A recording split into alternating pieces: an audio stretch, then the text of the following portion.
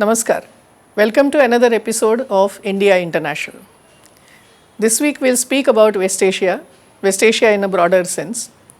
So we'll talk about the process of normalization of relations of Israel with Arab countries, the role of the United States in the process, and also in the end, how this process reflects upon India, what is India's reaction to that.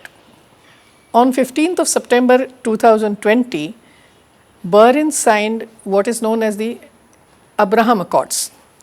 The foreign ministers of United Arab Emirates, Bahrain and Israel signed this accord in Washington DC in the presence of the US President Trump. And thus, Bahrain became the fourth Arab country to recognize Israel and normalize relations with Israel. This came just over a month after the United Arab Emirates also normalized its relations with a similar agreement with Israel. In an earlier episode of India International, we have actually discussed this development. While a few Arab countries have by now normalized their relations with Israel, meaning thereby that they have actually recognized Israel as an independent state and have begun full-scale diplomatic relations with Israel. Perhaps the most important Arab country, that is Saudi Arabia, is not yet doing it and probably will not be doing it anytime soon.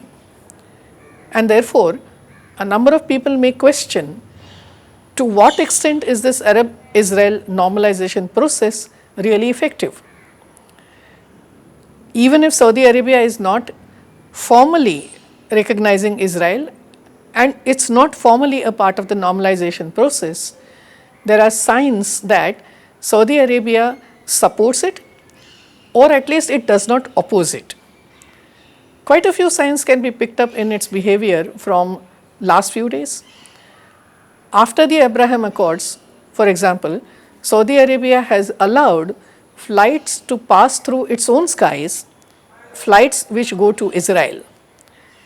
Earlier they did not allow to do that, and that is why it is said that it is a positive signal towards the normalization process.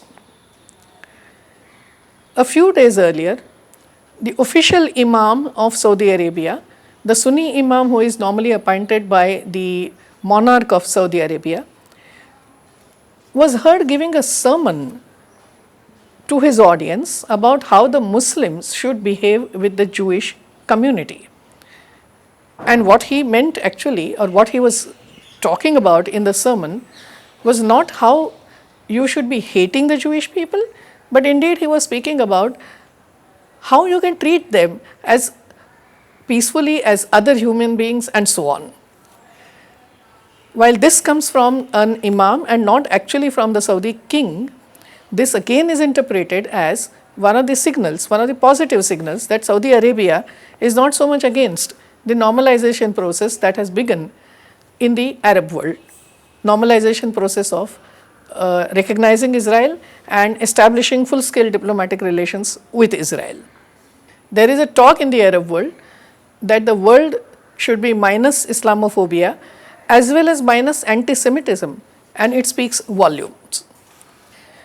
The current process of normalization of Arab-Israeli relations bears a lot of importance in not only the regional geopolitics of West Asia or Middle East, but it is important broadly for international relations at a global level.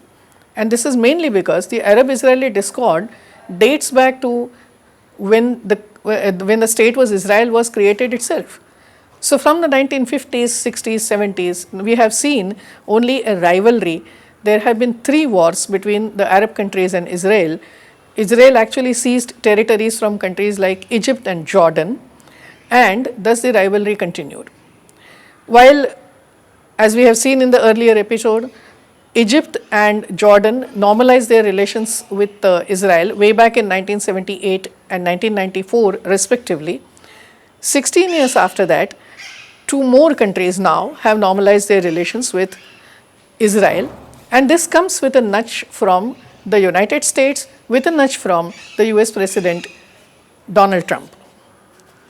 So indeed, when we talk about the normalization process, we need to also talk about the role played by Donald Trump in the entire process.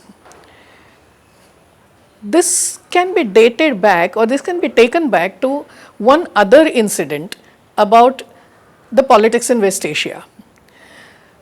The Americans had signed an important deal with Iran in 2015 towards the end of Barack Obama presidency. This is called the Iran nuclear deal, and this deal was signed by what is known as the P5+1, which means that the 5 permanent members of the UN Security Council and Germany signed a deal with Iran trying to cap the Iranian nuclear program. When Donald Trump became the president of America, just a year after that, he started talking against the particular deal, and finally in the year 2018, he pulled America out of this particular deal. So now the deal remains, however, only the 4 permanent members of the UN Security Council, Germany and Iran, are party to that, and America is not a party to that. When Trump pulled America out of the Iran nuclear deal, Saudi Arabia and a number of other Arab countries applauded this particular action of the United States. And the reason was that they actually perceived a threat from Iran, from a Shia Iran, from its encouragement to the various terrorist organizations, and from the brand of political Islam that Iran was promoting in West Asia. As a result of which, there was quite a feeling of anti-Iran among the entire Arab world. Trump started taking advantage of this perceived threat of Iran among the Arab world, and thus he started pushing the Arabs towards normalizing their relations with Israel. The Arabs are countries which are friendly with the United States. Israel also is a friend of the United States, and thus taking advantage of this friendship with both the Arabs and Israel, the US President Donald Trump was actually trying to carve out this entire process of normalization of relations with Israel. Trump is being rewarded for this entire effort, and not quite from expected corners.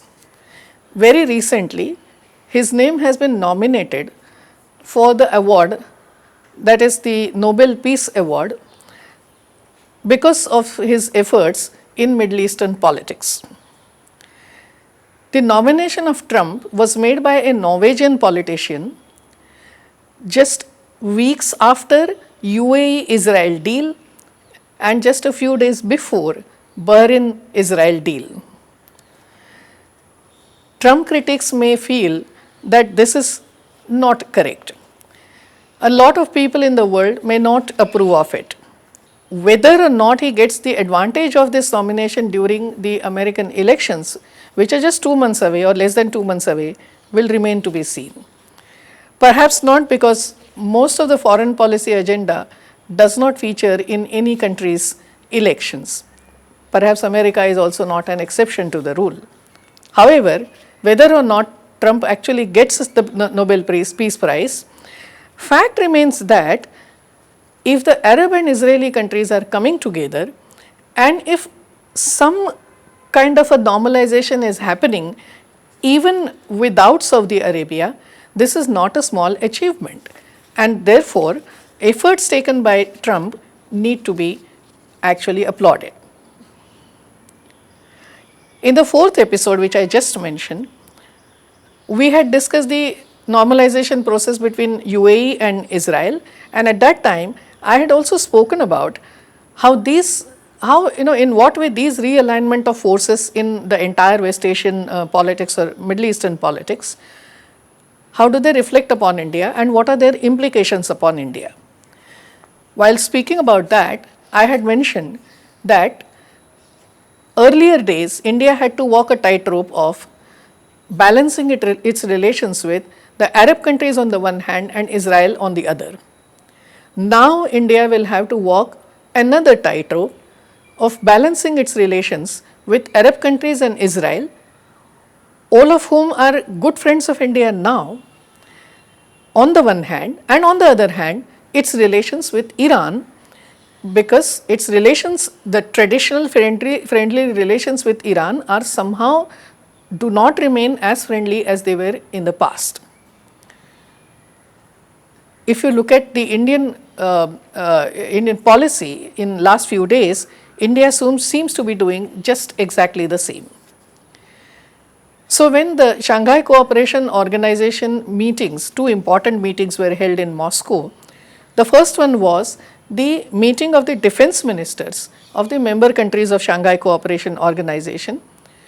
India's defense minister Rajnath Singh went to attend the meeting to Moscow, and on his way back from Moscow to India, he made a stopover in Tehran and he met his counterpart in Iran. And after the meeting, both the countries have declared the meeting to have been very cordial. Similarly, a few days after that, Foreign Minister S. Jaishankar also went to Shanghai Cooperation Organization Foreign Ministers meeting in Moscow, and he made a stopover in Tehran too on his way to Moscow. And during that meeting, during the stopover, he in fact met with his counterpart in Iran, and the two have believed, the two foreign ministers are believed to have talked about the Chabahar rail link, on which India and Iran relations have soared in last few days or last maybe few weeks or months. And thus, it seems that the Indian policy makers have realized that while the friendship with Israel is important, while the friendship with Arab countries is also equally important, because these countries contribute a lot of investment to India, as well as their technology and other things are as well important as well. Its relationship with Iran is also equally important, because Iran is a place where India has made investment, and to protect that investment and protect the interests and protect the benefits that come out of that long-term investment is also equally important. So let's stop here today. Please leave your comments in the comment box below. Thank you for watching.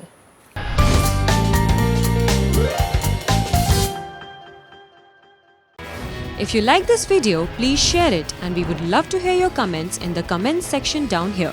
Also, please do like our Facebook page and follow us on Twitter to get minute-to-minute news updates. For more such shows and videos, well, subscribe to our YouTube channel. Now be the first to know about the latest updates on our new news app. Go on your Android or iOS, search for HW News Network. Download our app, choose the language you prefer to get updates in, and be up to date with the latest news.